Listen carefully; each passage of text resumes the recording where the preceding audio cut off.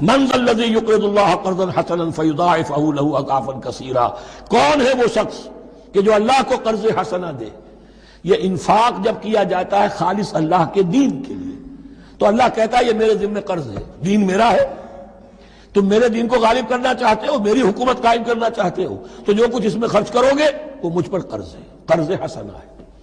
من ذا الذی یقرض اللہ قرضا حسنا فیضاعفہ لہ، تو اللہ اس کو اس کے لیے بڑھاتا رہے، دگنا کرتا رہے، اضعافا کثیرا، دگنا چوگنا، بہت گنا۔